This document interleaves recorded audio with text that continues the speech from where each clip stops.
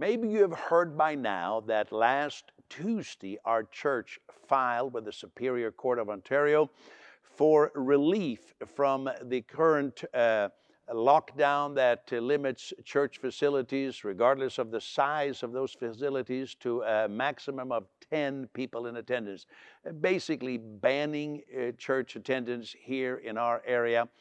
And I encourage you to go either to ticc.ca or peteryoungren.org, because all the documents are there. The affidavit is 34 pages. There's some pictures there, so it's not that heavy reading.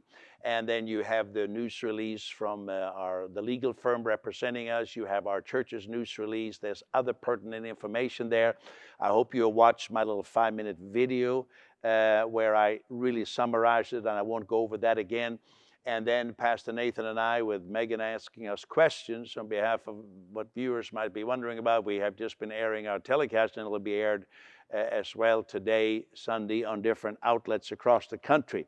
And so we made that, took that step on Tuesday. Our board of directors already approved it the previous week, and so it wasn't Nathan and I acting alone. And I want to explain to you why we did this. Number one, it's an act of compassion. We believe that we can maintain, maybe even in a better way, the public health standards, which we have and which you know who have attended here. You know how strict we have been with all that. And so we believe we should have the same rights and opportunities as box stores and film studios, TV studios, the training centers for professional athletes, etc. And so we were looking for equality under the law. Now, the law does provide for religious freedom. It's interesting, the lawyer really pointed out this in a very succinct way, that our Charter of Rights and Freedoms does not guarantee economic freedom. So in that sense, we are not quite on par with a movie theater or whatever. They don't have that same guarantee. We have that guarantee in our Charter of Rights and Freedoms. But we're not appealing basically to that. We're talking about equality. We're not saying don't treat us better than anybody else, just treat us the same. And so you can see that on the video. Please watch that. And so what's next, and what has been the response? Let me talk about the response. We didn't know what would happen. It was a step of faith. The first article was the Toronto Star, and they were amazingly positive. We more so even than we ever expected. Not that we had any negative expectations. And then that spread, and so over this week we have had a number of news trucks here, cars from news companies here in the parking lot, and some of them have talked to us, some of them I guess just took pictures, because I saw pictures of our church appear in their newspaper. And first it was the Toronto Press, and then it's kind of spread, through the country. So we were reading some Western newspapers now, and I'm sure there's more coming on. It's kind of balloons, so it's hard to keep a track of everything. And we've also been on the radio. You may have heard it on the news talk radio here. I was on a news talk radio in Ottawa the other day, and there was a lawyer there who was actually applauding our effort. He's the former Attorney General of the province of Ontario.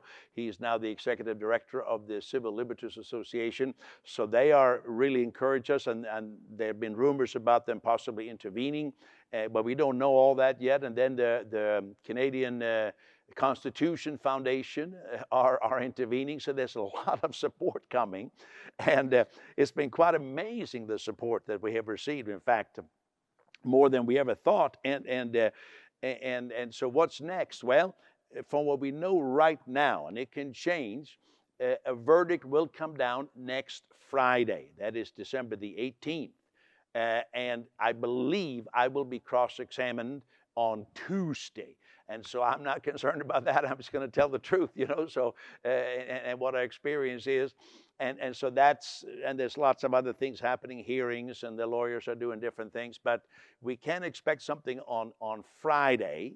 And of course, that can change, but you will know. So please follow on our website. Follow on ticc.ca. We will also cover it on peteryoungren.org and our Facebook and all that, and you will know what's going on. And so if the verdict now comes down in our favor, so that we assume every church in all of Ontario, and it will have a ripple effect to the whole country, they would open up next Sunday if they want to under health regulations. Of course, you understand we're not COVID deniers. We've been following this stringently, so we would not open up as we would before the pandemic, but we would go back to maybe possibly whatever the courts would say, the 30% capacity. Then please be watching, because we will be advertising like we never have to reach out to the community so that we can have a great Sunday service with all the safety measures in place, all that. And you can again see on the video, we have pictures of our church. Many of you have been here, but if you haven't during this lockdown, you see how stringent we have been, which is very good, because now we're being scrutinized. You know, the fact that the Toronto Public Health Inspector came here and gave us a glowing report, that all helps now in this. And so, but if we lose, and I would say, I don't know, but when we started this, I thought maybe we had a 10% chance of winning. Now I think it's more like maybe 50%. I don't know. If we lose, well, I always look at the worst possible scenario. I think we've done some good. Anyhow, we have taken a stand for religious freedom. We believe if you don't fight for your freedoms, you'll lose them. So I'm glad we took the stand. Both Pastor Nathan and I have said that even if we lose, we're glad that history will record that this church spoke up and said we want equal treatment, with the rest of society. And I think some people may not like what we have done, but it's amazing. In fact, Nathan just gave me this here.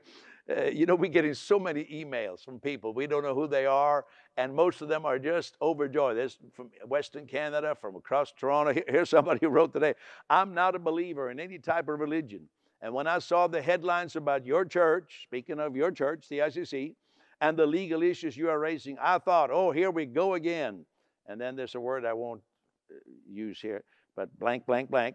"Don't they understand the science?" I continue to read, and you know what? You have done really good points. And then he goes on to say, well, I kind of changed my mind. So we're getting a lot of those kind of responses. And even people are saying, I'm an atheist, but I'm supporting you. And then, of course, we get a few people who swear at us as well. I want to say to give a balanced report, but they are in the minority.